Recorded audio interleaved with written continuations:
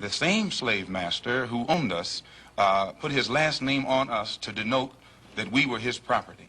So that when you see a Negro today who's named Johnson, if you go back in his history, you'll find that he was once his grandfather, or one of his forefathers was owned by a white man who was named Johnson.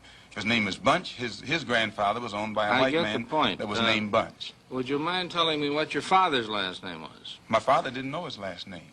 My father got his last name from his grandfather, and his grandfather got it from his grandfather, who got it from the slave master.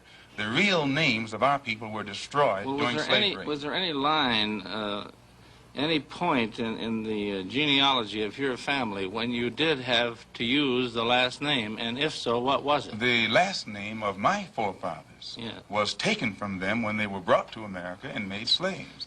And then the name of the slave master was given, which we refuse. We reject that name today. You mean you won't even tell me what your father's supposed last name was or gifted last name was? I never acknowledge it whatsoever. While you don't care to discuss your former name or the name that the slave master gave to your antecedents, it is a matter of record that Muhammad's last name was Poole, Elijah Poole. No, that's the name that his slave master gave to his grandfather or great-grandfather, but that's not his name. Well, his mother and father thought when they called him Elijah Poole that that was his name. They didn't know any better. Well, if they didn't know any better or not, they thought that was his name. Yes, sir, but sir... But what I'm trying to find out is when did he cease to be Elijah Poole and get to be Elijah Muhammad? In 1931, I think it was, in Detroit, he was taught the true history of our people and made aware at that time that he was wearing an English name, and by not being an Englishman, he looked out of place.